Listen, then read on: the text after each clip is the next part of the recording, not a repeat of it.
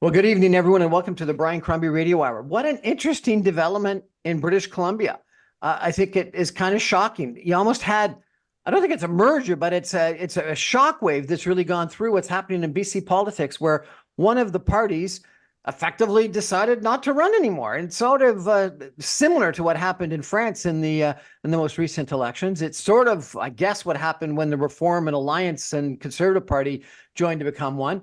But I thought it would be really good to check in with an expert on what's going on in BC politics, a gentleman that I've had the pleasure of interviewing before. Kelly Harris is his name. Kelly is the principal of Kensington Strategies, and prior to moving to Toronto, he held numerous different positions in the Gordon Campbell British Columbia government, including Northern Communications, working with John Rustad, the leader of the surging Conservative Party of British Columbia. Kelly also was director of communications of the BC Government Caucus and other senior roles with two different attorney generals, and later on worked with the BC credit union system. What happened, Kelly? This upcoming election, I thought that BC United, which was the party that I thought was sort of the Liberal Party, Conservative Party, was, going to come back into power. And I had heard great things about the leader. And he dropped out in favor of your guy? Well, I don't know that either one of them I could say is not my guy. I mean, I worked with very closely with both John Rustad and Kevin Falcon in my time working for Gordon Campbell. My John Rustad story is actually I kind of find it humorous. I was working for the Attorney General of British Columbia, and a position came open in Prince George, and the person I was then with wasn't enjoying herself at University of Victoria. So we went to University of Northern BC in Prince George, and I took over Northern Communications. And the chief of staff to Gordon Campbell, my direction was, you're going to be working for Shirley Bond, Minister Shirley Bond, who was the education minister and deputy premier. And you're going to be spending a lot of, you're going to have to pay attention to Pat Bell, who was the Minister of Forestry, but he was also the big money man in Northern BC at the time. And yeah, there's that backbencher John Rustad. See if you can do something with him. So that's literally how the conversation went. And I went up to Prince George. I got to know John Rustad very well from Rustad Lumber, so a good forestry family from Prince George, which is forestry heavy. And I believe I introduced you to John Rustad last year or so, and so I've always had time for him. And then during the end, so they thought that they finally needed to change the name of the BC Liberals because for some reason they thought that that name wasn't palatable, even though Gordon Campbell won three elections with them, and Christy Clark won two elections, the electoral vote in the second one, although it went minority and the NDP took over. So for some reason, they decided they needed to drop that name because they felt it had too much weight on it. And Kevin Falcon became the leader. Kevin Falcon was he had a number of roles when I worked with him, but the biggest one was transportation minister, where he was a fantastic transportation minister, like really did a ton of great work for BC. And they decided to create the BC political soccer team, as we always joke, the BC United. And it's now going to be going the way of the dodo bird of BC politics, with so many centrist and right-wing parties have gone. And the polls were the conservative parties across Canada are surging right now, as you know, Brian. And I believe the BC Conservative name was part of that surge. And for many people, we're seeing it being a mile wide, a mile long and an inch deep, right? The support. And finally, it got to the point where the two gentlemen who were in the same caucus together, they worked for my former boss, Gordon Campbell, and two very well respected people. They finally buried the hatchet last week because they believe that, yeah, maybe I could win, maybe you could win. The most important thing is we got to stop the NDP from winning. Now, I've heard very positive things about the the leader of the BC United. And people have described that I do business with in BC as the smartest man in politics that they've ever met. Why would someone like that give up the opportunity to become premier? Not just the smartest man, a good man, a genuinely good man. I remember he came out with a mental health and healthcare dealing with addictions issues in British Columbia, a very good program. And I was talking to people and they were saying, well, he doesn't sound conservative with this. And the thing is, well, no, they thought it was out of the blue. And I can remember sitting down talking with Kevin Falcon at a caucus meeting in Nanaimo once, where he was talking about what needs to be done for the downtown east side in BC, in Vancouver. And even then, and we're talking many years ago, and it was the same thing that he was talking about. I mean, yes, he was finance. Yes, he was all of that side of things. He was all those good conservative value things. He was also somebody who looked at the problems of BC, like addictions problems in the Lower Mainland and such like that, and really across the province, and kind of brought the Gordon Campbell-esque ideas on how to deal with things. The problem is he just I truly believe getting rid of the BC Liberal name was the worst thing they could have done. And the BC United name just never really caught on with BC voters. And the conservative surge we've seen across the country, whether that be the federal conservatives or in many other provinces, Ontario being one of them, many in Western provinces, it just sprang up from that. And John Rustad and the way that he talks, which is what a lot of people don't seem to understand about Western conservatives, and conservative the growth is there is this they're tired. It's a group. There's a lot of people in this country who are just being tired of being told that everything they believe is wrong, and it's almost like it's backlash. What are you saying, that they think that Ottawa is telling them that they're wrong? Not just Ottawa, and it's not how just that they're telling them that they're wrong. It's the way that they're telling them they're wrong. The Eastern elites, the Toronto business environment.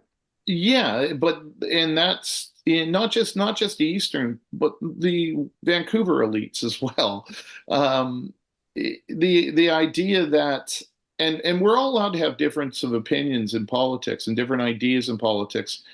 The problem is with the partisanship we're seeing nowadays, the difference in ideas isn't just we have a better solution than you have. It's if you don't agree with what we're saying, you're a troglodyte anti-science idiot, and you shouldn't be allowed to speak. And it's really, I mean, when we talk about the Freedom Convoy, the truckers, we weren't allowed to have a serious discussion in this country about why they were actually starting a convoy. We just had to bash them. We just had to say what everything they're doing is wrong. Shutting down Ottawa was wrong. And I'm not saying I'm on their side either. I'm just saying that was the response. When we talk about climate change, you're not allowed to have any opinion other than the accepted that the world's going to this horrible place because of climate change. And you can't say, well, wait a minute. Okay, maybe that's true, but why aren't we doing anything about it in practical solutions? Like, for example, the fires we just saw in the Jasper area, fueled by, dead trees in the national parks, but we weren't allowed to deal with those dead trees, but we are allowed to say that climate change made it worse. So you're getting a lot of people saying, okay, I'm allowed to have an opinion, and you tell me I'm stupid if I have an opinion. And it's just it's a stronger reaction. It's reactionary to a lot of the votes that are out there, a lot of the governments that are out there. Like, so you're saying this partisanship and this growth of the right-wing conservatives is what's caused this situation in BC, compounded by the fact that the BC Liberals changed their name to BC United, that sort of didn't didn't hold with the BC electorate. But you also said that centrist parties are going the way of the dodo bird. I'm not sure if you exactly said dodo bird, I did say dodo bird actually, but yeah. so is the center disintegrating and people are going either left or right? I believe the center is getting further and further eroded, and I don't believe that that's just in British Columbia. I think that's true in federally as well. What do we have in the center in federal politics anymore? Um, I'd like to say that the Liberal Party under Justin Trudeau is further left. The Justin Trudeau Jagmeet Singh coalition seems to be left. Pierre Poilievre's right. Who's in the center anymore? Which also I will say is a something that whoever wants to win in BC, whether it's the NDP in BC or the new BC Conservative Party, they're going to have to appeal to those voters. We've already seen the first poll come out since the joining of the BC United and the BC Conservatives, and the great sweeping change is the BC Conservatives are 1 point up on the NDP. Welcome back to the Brian Crombie Radio Hour. I'm chatting with Kelly Harris tonight. He's a really experienced individual on BC politics, and he's been chatting a little bit about this situation in BC where the former BC Liberals, now called or previously called the BC United, have really given way to the BC Conservatives. And Kelly, you were just saying that the BC Conservatives now are 1 point up on the BC NDP. Is that correct? That's the latest polls, anyways. It's the Angus Reid put out the first poll in the field since the so-called merger, or the I don't even know what the technical term is for what happened. So, are the former BC United candidates going to actually run, or are all of them stepping down? Well, that's the question. We last week we lost. Two fantastic British Columbia politicians, Todd Stone out of Kamloops, and a woman by the name of, and kind of funny, even to this day, she hasn't been a minister of the government for a long time, but I still refer to her as Minister Bond out of Prince George. Just the respect I have for this person. She has decided after, I believe, 23 years in politics, she's done. And yeah, it would be 23 because she was a 2001 candidate, her first victory, and but they are not. That's not related to the BC United stepping away. In fact, Todd Stone said he would still support the Conservatives. Now, Mike Bernier from Peace River South, and I believe there's one other MLA from the island. They are not sure what they're going to do. Mike Bernier has said he may run as an independent. And that's Peace River South is Dawson Creek. I lived in Dawson Creek. I actually had a connection to that part of the province for a very long time. And I don't know that Mike Bernier is very well liked up there. I question whether or not he could beat a BC Conservative, depending on who the candidate was. The candidate for the BC Conservatives would have to be extremely well known and liked. So you having that type of thing happening, they're trying to figure out what candidates are going to run, who's going to stay in their seats, what conservative nominated candidates are going to run.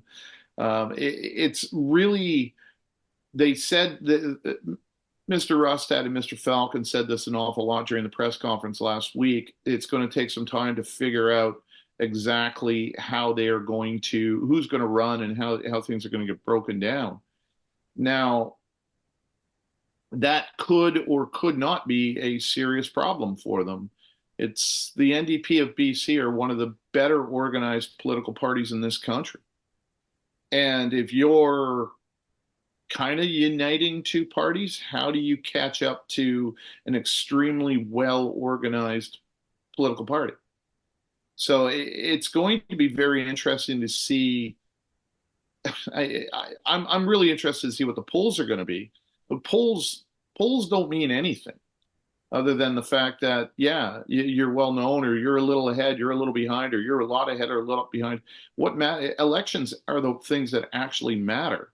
and getting the vote out and knocking on the doors and making the phone calls and sending out the flyers and getting the checks sent in and having the actual people on the ground to do the work.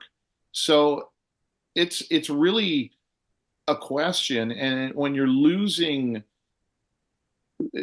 candidates that are and MLAs of Minister Bond's quality, as possibly the greatest constituency representative I've ever had the honor to work with, like unbelievably good. She's still, does that mean if she's gone, does that mean her organization's gone? Are the people who work with her, are they going to be there? The people who have always knocked the doors for her, the people who've always made the phone calls, are they going to go to the BC Conservatives, former BC Liberals? These are the questions that are really, I'm sure the people down in Vancouver are, this is keeping people awake at night in these parties, in this new Conservative Party. Now, when the Conservative Party, when the Progressive Conservative Party and the Alliance merged, there was votes taken by the party faithful in both different organizations. This was just two guys deciding to do this, wasn't it? Yes.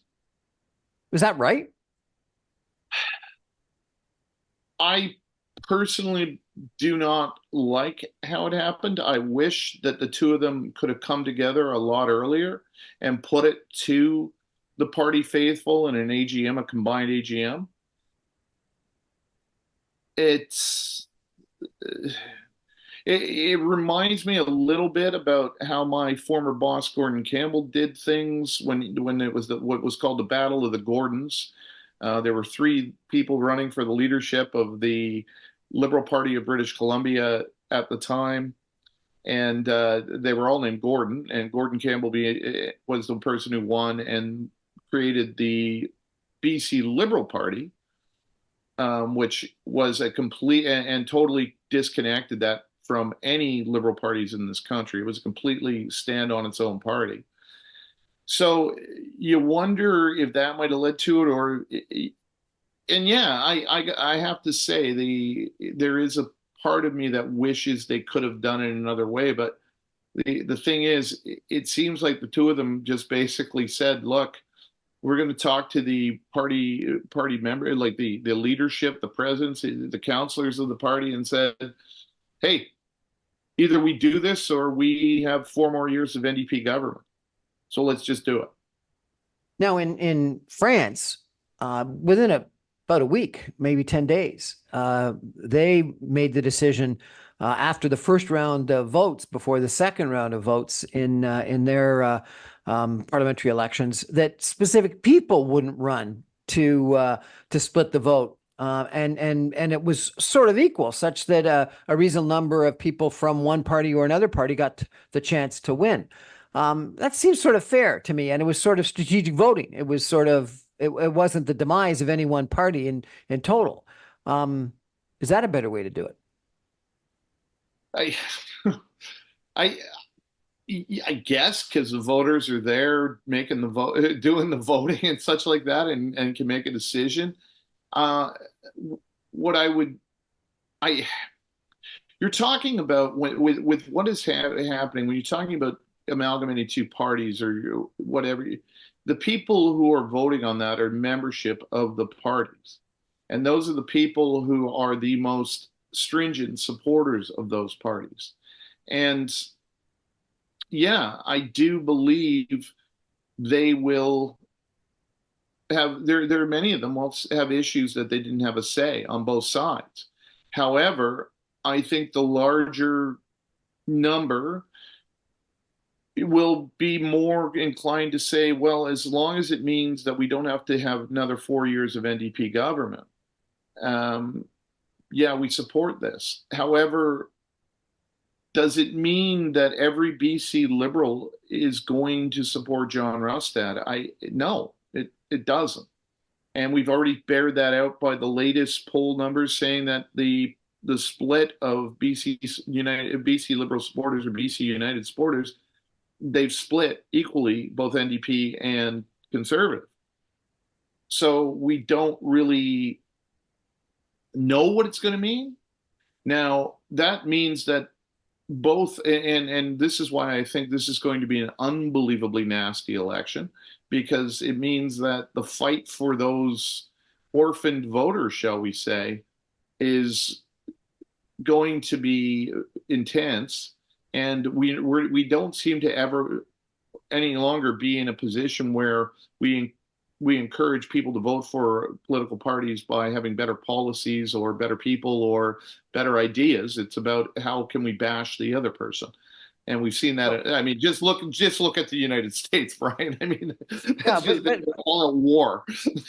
so I know you may find this surprising, but I was actually a member of the BC Liberal Party, and I was on a riding association board at one point in time in West Vancouver, and it was not a liberal party like the federal Liberal Party. It was a conservative party, small C conservative party, but most of the federal liberal people I knew in the area were supportive of the BC Liberal Party in the area. Some weren't, but most were. And so it was almost a unite the right and unite the center kind of party. There was, I guess, some remnants of what was it, social credit, and oh gosh, Van der Zem, what was his name? I apologize. Bill Premier Vanderson, William Vanderson. William Van der Zem. And but they were running out their time, and I think that party came to its own demise. But I really thought that that party really was a big tent and accepted federal liberals and federal conservatives and provincial conservatives and liberals into one organization. Maybe they didn't like the title, the Liberal Party, and that's why they changed it to the United BC United. But it really was a big tent. At least that was my perception. And was very economically oriented, business friendly, but also progressive, more like the Progressive Conservative Party of Brian Mulroney. That was, I think, more of a big tent and more accepting of red Tories and blue Tories and even blue liberals. But this Conservative Party seems to me to be more like the Pierre Poilievre, only very right wing Conservative Party. And so is that good for politics or is that bad for politics or is that just the reality of our partisan situation today? I think in many ways it's the reality of our partisan situation. However, I would say that, and I'm I don't know if John Rustad's people are going to be able to find your. I'm hoping they do find this program, and I would say that, and I'm sure I'm not the only person saying this. You need to appeal to some centrist voters to mellow things out so that British Columbians will find it more acceptable on masse.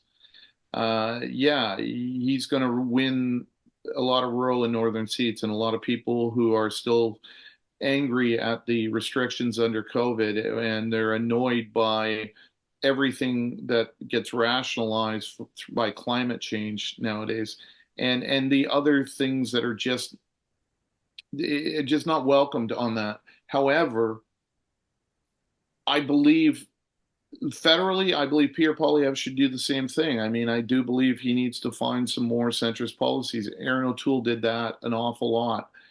More of the, yeah, I guess you could say progressive conservative policies. I do believe that that needs to be done. However, how do you do that when your numbers are surging and your numbers are surging pointing at this new base that you formed? And whether it's federally with the conservative federal numbers surging at a rate that it's I I mean we've never really seen this. It's been a long time anyways that we've seen this kind of surge. So it's really kind of you're kind of damned if you do, you're damned if you don't, because with the trajectory of the numbers, why would you change your message now?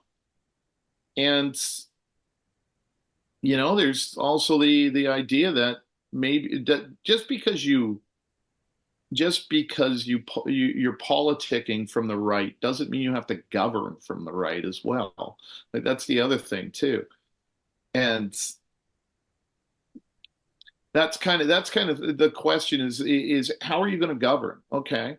Like I worked for a guy named Gordon Campbell, and he did a lot. He governed, or pardon me, his politics could have been seen harsh, a lot more further on the right.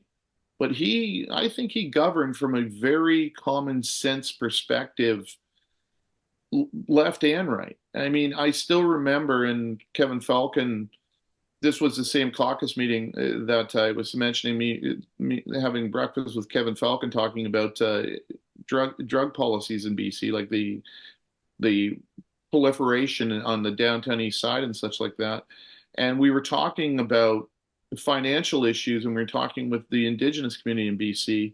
And there was the social service ministry, the social ministries were saying, well, why are we only talking about finances? Why are we only talking about finances? And Gordon Campbell pointed out to the entire room that more than 90% of social ministry funding was directed at Indigenous people in BC. Why not raise the level of Indigenous people's economics and lives and and their home life? Why not raise that level? And then maybe it'll reduce the amount of money we need to spend directed in that area, and so that we could direct it for the province as a whole. And I always found that to be a wonderful thing to say. If we lift people up, then they're going to be better off, and we'll need to spend less social services money on people once they're lifted up. And you say that nowadays, many people would say, well, that's downright socialist. And no, it's not. It's about understanding that a government isn't there for this group of voters or that group of voters. It's there for everybody. So doing things that actually help out the whole province and everybody is better, because everybody benefits. And that was kind of the government that both Kevin Falcon were part of and John Rostad were part of, and I was part of and was very proud to be part of.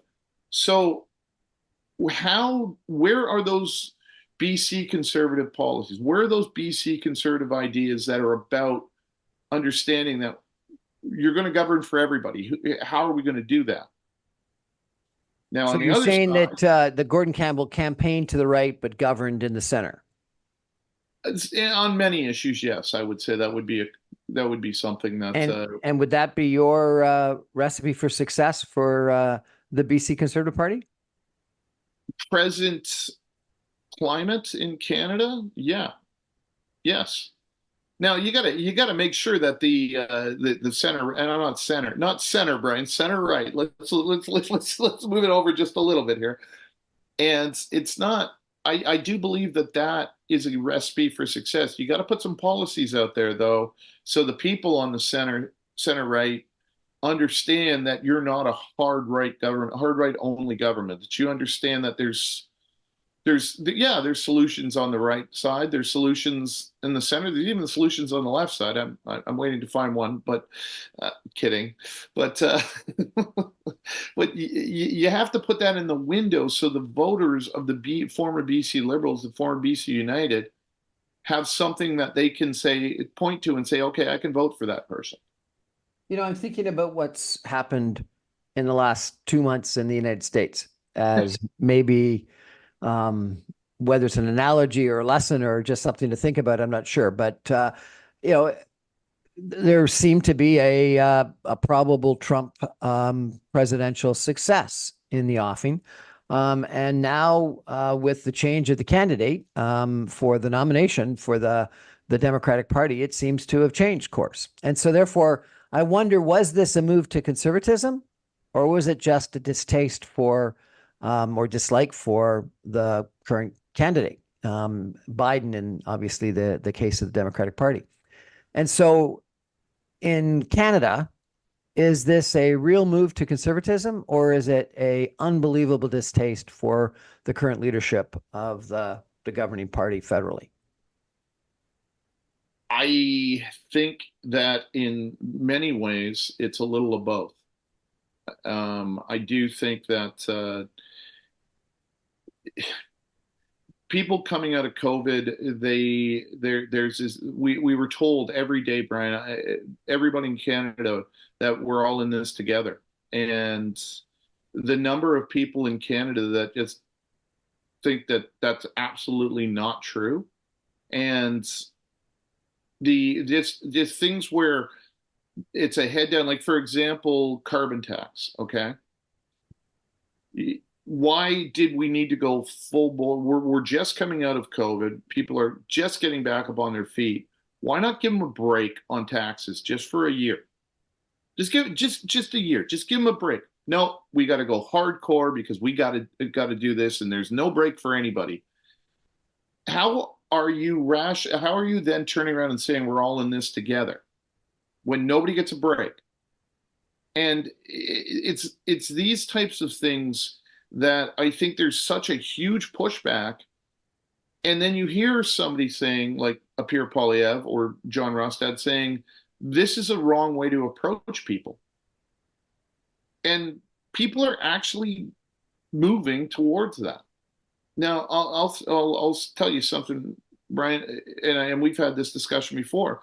When I was director of communications for the Government Caucus of BC, and we brought in the first and what I consider the only carbon tax that ever worked in North America, I was the person out there writing the materials to help sell that. I'm a massive climate promoter. I believe in I know climate change is real, and I actually believed in that carbon tax. And part of the reason I believed in it is because we said what it was, we said what we intend to do with it, and we showed where the money was going to support climate efficient products in British Columbia.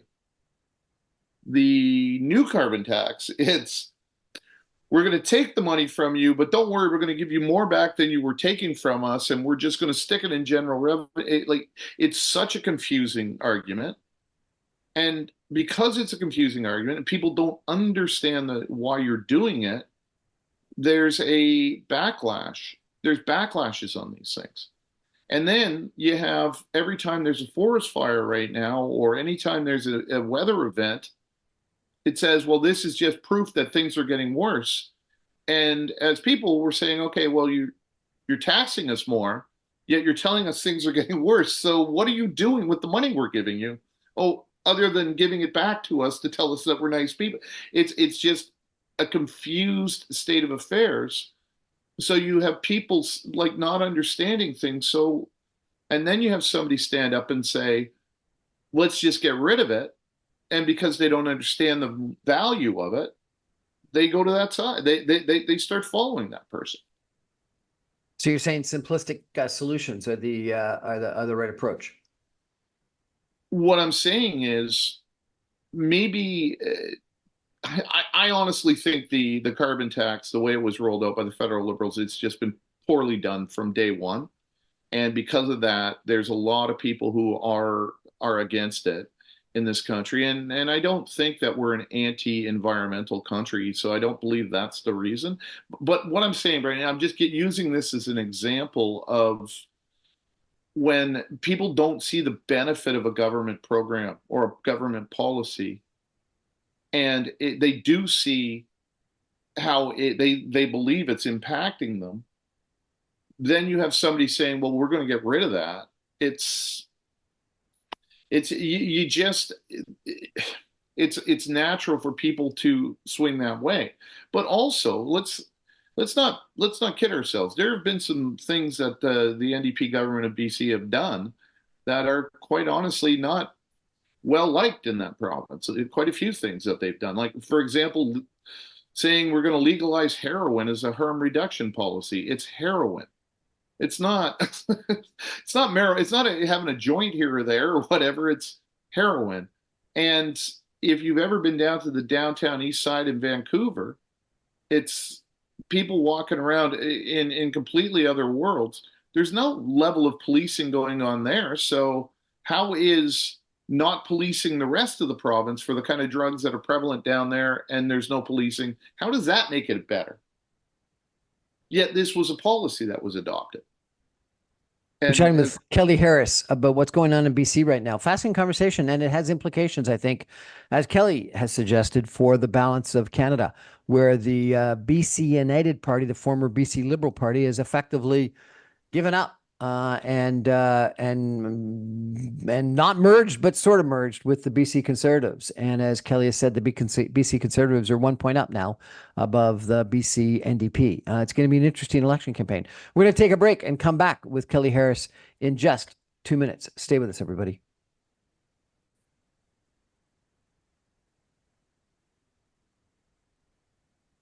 Welcome back, everyone, to the Brian Crombie Radio Hour. I'm chatting tonight with Kelly Harris. Kelly Harris is the principal of Kensington Strategies. And before he moved to Toronto, he held a number of positions in the Gordon Campbell British Columbia government, which at the time was the BC Liberal Party, including Northern Communications, working with John Rustad, the leader of the surging Conservative Party of British Columbia. He was also director of communications of the BC Government Caucus and senior roles with two attorney generals, and later worked with the BC credit union system. He's chatting tonight with us about what happened, which was, I think, a shockwave when the BC United, which was, as I said, the former BC Liberal Party, under another very well-respected individual, Kevin Falcon, dropped out of the race and didn't actually merge, didn't combine, just sort of dropped out and weren't going to run candidates. And they did this because they were in third place, and were probably going to split the vote and would lead to a BC NDP victory. But for a party that had been incredibly successful, it was pretty astounding that this is what they did. You know, Kelly, when you think about sort of the Unite the Right and the Preston Manning effort that really helped to destroy the Progressive Conservative Party, and took it down to 2 seats. Now that was also the GST and dislike for Brian Mulroney, but it was the Reform Party that was part of that election that dramatically negatively impacted the Conservative Party, the Progressive Conservative Party, and then there was the Alliance, and then there was finally the Unite the Right, and the Progressive Conservative Party merged with the Alliance and became the Conservative Party, and there were numerous red Tories that didn't feel like they had a home. And I think in the last leadership between Jean Charest and Pierre Poilievre, there were numerous people that were sort of red Tories on the more progressive Conservative side that felt like Pierre Poilievre had taken the Conservative Party too far to the right. And as you pointed out, Aaron O'Toole, maybe some people had taken the party too much to the center. And people opposed that as well. Now there's a new federal party that's been created and just announced called the Future Canada Party, that is formerly something called the Center-Right Conservatives, which I think were people that felt like the Conservative Party had moved too far to the right. So are we fragmenting into too many different parties, or are we coalescing into just two extremes? And I guess we could talk about it all on the left as well. And you called it you called it an NDP Liberal coalition. It's not, but what's it called? The supply and confidence motion, yes, is not an accord, not a coalition, but damn close to one. Yeah, it's not a coalition. Yes. I think back to my time at Queen's Park working for Tim Hudak's opposition, and I had never worked in a full-on conservative party prior to that. I never worked progressive conservative. I was a journalist before I joined Gordon Campbell's government. So I literally became what I am out of organically from actually working in politics. And what always surprised me was the number of factions within the Conservative Party. And I'm sure that you have the same in the NDP and you have the same in the Liberals. It's just that the factions in what used to be the Liberal parties, they were better together factions. Conservative parties, the factions are we want to be right. And one of the real disasters of the PC party under Tim Hudak, or the PC party under Tim Hudak in Ontario, was the desire to be right rather than win. It was more important for them to be right about something than win the election. And I don't think liberals have ever had that issue. It's all right. It's like, no, no, no, we need to win the election. I mean, the one that I always remember was the Mississauga power plant. Just one day, um, Charles Sousa went out there and announced that they were stopping it and tearing it down. And I still to this day don't know whether or not that was a Dalton McGuinty directed announcement, or he just basically had enough and said, I'm going to lose this riding if I don't do this, and just did it. And I think we could argue, we could discuss this from time immemorial, and we won't know. So what I've always found, and this is something I found working with Gordon Campbell, BC Liberals, because we had conservatives and liberals in every office were split. There was a lot more, we don't need to be right. We need to find ways to win. So I always joked that we used to have conservative policies and liberal communicators, and it was a really good mixture of things because liberals are better at communications than the conservatives were. And that was true back then, and sometimes it's still true to this day. So the idea that the Conservative Party is fracturing, I believe it's always been fractured. And it takes a person like a Brian Mulroney to hold it together, hold the Lucien Bouchards and the Preston Manning wings of the party together. And when he was no longer, he no longer had the power or the stomach to hold it together, those two became the opposition parties. Whether it be the kind of things that we're seeing we saw in Ontario, well, myself working for the Ontario PCs, there was so many different factors, like people in the same office and totally different opinions, like completely, totally different opinions on policies. And it was really amazing to see that. So I think right now, because Pierre Poilievre has such a strong hold in the polls, and again, polls do mean nothing until election day. They always say if an election was held today, well, nobody would vote because the election isn't being held today. But polls, he has such a strong hold that he's able to keep those factions intact within the party. Now, does John Rustad have the same control over the BC Conservatives? Probably the BC Conservatives and conservative voters in BC, but the BC United and the former BC Liberal voters, he's going to have to do something to appeal to them. And the appeal process may be, again, better than the NDP. However, I still believe he needs to announce some policies and needs to understand that going on Jordan Peterson, for example, is not something that people in British Columbia are going to embrace. So if I'm right that there's a certain amount of federal liberals that were BC Liberal supporters, BC United supporters, if you were advising the BC NDP party today, what would you tell them to do to attract that portion of the former BC United party?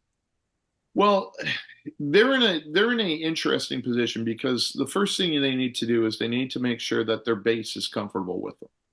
So at the end of the day, no matter what side of the fence you are on, the first thing you need to do is you need to make sure that your base is voting for you. And that is, and we talked briefly about what's going on in the United States. What happened to President Biden is his base wavered. And why things look a little more rosy for the Democrats is because Kamala Harris has been able to, I get her last name right. The first name I have trouble with. She has been able to reestablish the base of the Democrat Party. So what the NDP would need to do is they have to make sure that their base is solid. And then what I would say is appeal to disaffected BC Liberal voters. Appeal to the people of the BC Liberal Party who aren't comfortable with their policies being that far right, but also not comfortable with some of the things that have been said. I mean, the criticism about the COVID vaccines and stuff. So the COVID deniers, I'm sure there are some COVID deniers. There's COVID deniers in every political party, although some political parties do a better job of hiding them. That particular party did not do a great job hiding them. So The conservative, BC Conservative yeah, Party. so I'd be going after them, but not to make people within that party feel stupid for being within that party. I would be going to them and saying, look, your home is clearly with us. Yeah, there are, and it's the old 80-20 argument that I'm sure you used to have in business meetings and I used to all the time, where, yeah, there's 20% of things we disagree on. Let's focus on the 80% of things we agree on so that we can actually find a resolution to the issue. And that's how I would be attacking it with BC NDP. I'd be going after disenchanted BC Liberal voters saying, yeah, there's a lot of things that we will never agree on, but let's focus on the things we do agree. And that's how I would be going at it. Do I believe that's what they're going to do? No, they're going to attack the things that they disagree with, and it's going to further disaffect voters and further to make the vote that the BC Conservatives have even more ironclad and strengthen their base. So that would be my worry, my suggestion and my worry whether or not they're going to do it.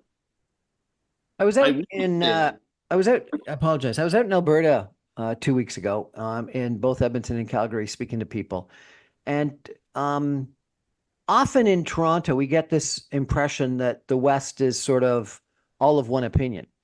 And you said earlier that that the North and the rural would vote BC Conservative, and yet they also had some distaste for some of the policies that they were hearing from the elites in Vancouver. I got the sense that, outside of Edmonton and Calgary, people were extremely conservative, and they were, frankly, some people I interacted with that were climate deniers and probably COVID deniers as well. But people in Edmonton and Calgary were very similar to people I interact with in business in Toronto. Um, is there a big divide between urban and rural in BC, in Alberta, in Toronto, in Ontario? And is that more of the issue than left and right? there's always been a rural-urban divide. However, I remember when we brought in the carbon tax in BC, and I was writing a lot of the language we were using on promotion of the carbon tax. One of the things that I wrote, and I'm very proud of writing this actually, that basically, yes, in Vancouver and Victoria, public transportation is buses and streetcars. In rural and northern BC, public transportation is your pickup truck and the road home. So we have to make sure that we're investing to green both of those areas, make sure that the roadways are being done in such a way that they promote green, and the vehicles that are being driven are promoting green. So promotion of more fuel efficient vehicles. And we actually talked that way because we wanted to make sure we were selling to both rural and urban voters. I don't know that rural and northern voters get that kind of respect right now in governments around Canada. The federal governments, I mean, the heating oil issue, and how long did it take for them to understand that the new carbon tax increase was going to be hurting certain parts of the country worse than others? And it actually was good for them, good on them for backing down on it, the home heating fuel oils. However, it took a lot of work to get them to back down on it. It took both the Conservative and NDP parties throwing up their hands saying, "What are you doing? Like, don't you understand that if you live in the Maritimes and you rely on this fuel, it's disproportionately impacting these people than it is in downtown Toronto." It's the same thing with the vehicles that we drive and such like that. Yes, we're promoting green vehicles. I would personally, as somebody who lives in downtown Toronto and usually rides his bike to everything, I would promote less vehicles in Toronto and no vehicles in Toronto if I could. But I mean, I have a car, but I never drive it like most people in Toronto. The thing is, regional disparities from urban to rural. That's Canadian. That's just Canadian. That goes back. I bet you if You you don't think it's more now than it has been? um I no, think it's a not lot more now. I don't believe that just simply because I've lived in both rural and urban Canada, and I've been part of these conversations with people as long as I can remember. Is it worse now? Sure. Let's say that I don't think we can properly understand the damage COVID and the impacts of COVID has done rural and urban. I really don't. I think that we woke up one morning and the governments shut down everything and said COVID's going on, so we have to shut down.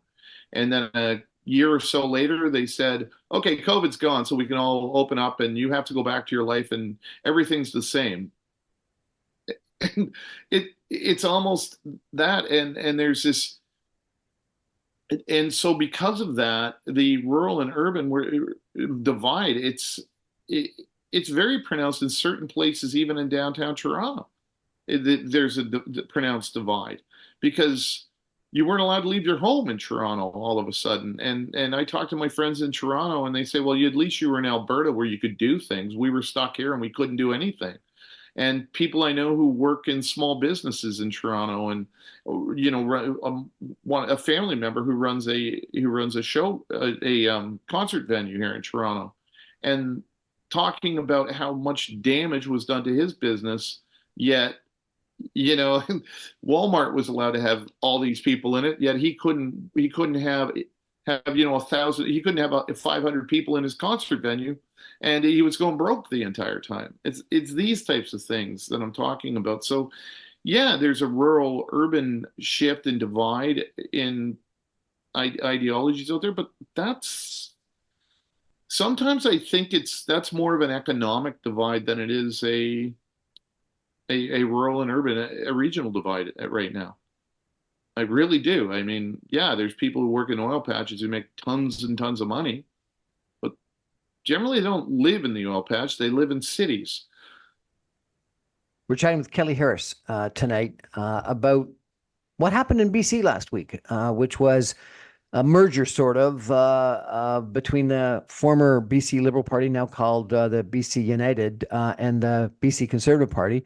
And they looked like they were going to be in second and third place, and now they're fighting for first place, if not in first place, in a fight in an election campaign against the BC NDP. Fascinating development. We're going to take a break and come back with some concluding comments in just 2 minutes. Stay with us, everybody. Sounds good. Welcome back, everyone, to the Brian Crombie Radio Hour. I'm chatting with Kelly Harris.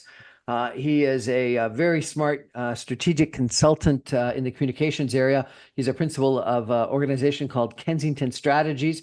He's worked in communications in both the Ontario government, or the Ontario PC party, and the BC government. And he's been a consultant for numerous different companies, including the credit union system in BC. Kelly, I want you to elevate for a second, because I think that what's happened in BC is really kind of interesting. What happened in France in July is really kind of interesting, where they looked, the left looked at the right looking in the first round of parliamentary elections like it was going to win. And the left didn't merge, but they did strategic, not voting, but sort of strategic exiting from the election campaign, such that either the center or the left would have the right to win and campaign in that second round.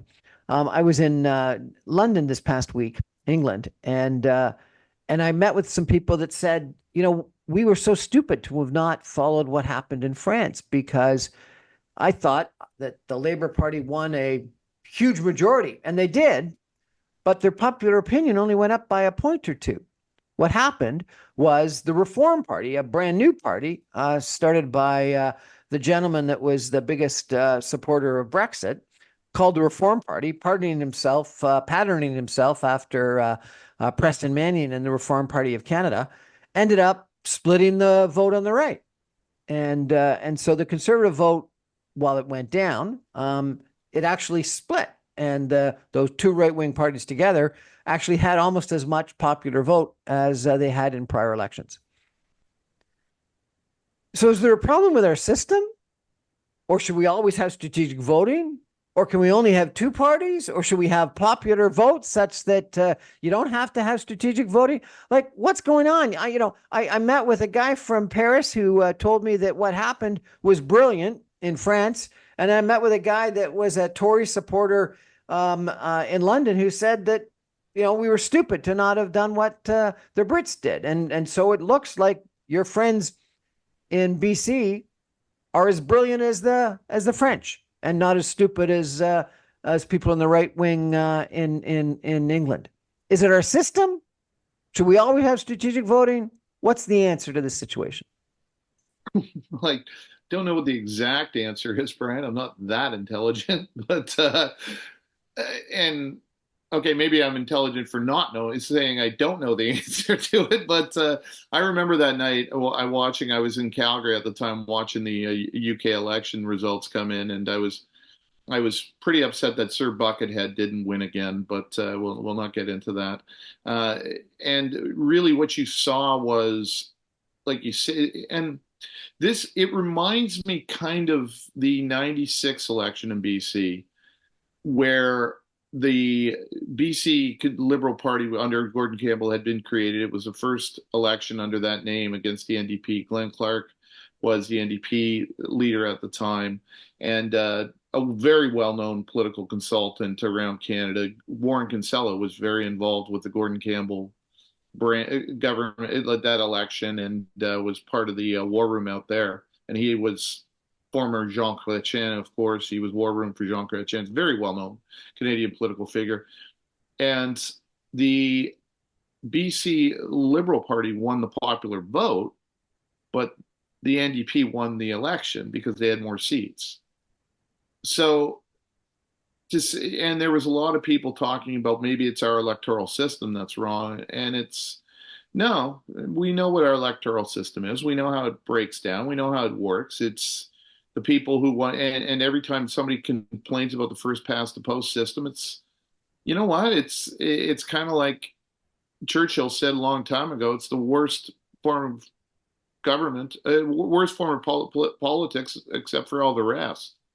And I've been through while working for the Attorney General of BC, when we were looking at various vote systems that we wanted to move into, and we had a vote on whether or not we were going to change our voting system, and it stayed the same. The simple fact is, we all know how to work within this system. We all know how to work within our system in Canada, and the people who work in the political parties all know how to work within the system. And you never hear a winner saying we need to change the electoral system. You never hear the party that wins say, "Oh, we need to change that. We need to change it right now." And so what it is maybe it's sour grapes every time. And what we're seeing in BC, it's a two-party system. When you say, well, you can vote BC Liberal or BC Conservative rather, and or BC NDP, but there's still a Green Party of BC. And the Green Party of BC, you'd think it's British Columbia. Why isn't the Green Party a bigger strength? Why doesn't the Green Party see disaffected BC Liberal, BC United voters and go after them and saying you have a home in the Green Party? Like, why are they not standing up and basically running with this idea that, hey, we couldn't form government, but we might be able to have a minority where we can be the real kingmaker out there. And they actually were in this position when in Christy Clark's last election, where she won the most seats, but the NDP and the Green Party got together to form government. So why can't that happen? What I would say is, if I was the Green Party, I'd do what Jagmeet Singh's done. And hey, if anybody doesn't think he's done a masterful job, as the most successful actual NDP politician in this country's history. Yes, we can say Jack Layton won more seats and he became minority leader. Jagmeet Singh's done more for the party, but because he's actually been able to extract things from the government. So why doesn't the Green Party double down, go after those BC United voters or former BC United voters, and then hope for a minority and then extract things from the government, just extract those Green Party policies and use their position to attract the disaffected BC United. That's honestly, if I was out there working, that's who I would be talking to and saying, "Hey, you've got some runway here." Just like we saw in England, if that turned into a minority, the Reform Party of England, the UK, would have the most power of any of them. Just like we've seen in other. So we have a system, and people don't like minority election governments and elections. I think minorities are the greatest thing this country could have. I really do. And when when we dropped Dalton McGuinty's minority, his massive majority into a minority after the 2011 election, I take a lot of credit in helping for that. One of the things I was able to do is I helped set up the committee structure so that opposition had full control of committees. So whatever the government wanted to do, we held their feet to the fire on it. And actually, that's how the gas plant hearings got held and everything like that. I wasn't part of that. I'd already left at that point. However, the committee structure was set up that way. So, no, I like our system, Brian. I like the idea that we can have minorities, and I think we need to figure out ways to use them better. Kelly Harris, thanks so much. Interesting conversation. I think it's going to be a very interesting thing to watch what happens in this BC election, to see if this merger, if you can call it, between the BC Liberal / United Party and the BC Conservatives works out or not. We'll have to check back in with you in the future. Thanks so much. Oh. That's our show for tonight, everybody. Thank you for joining. Good night.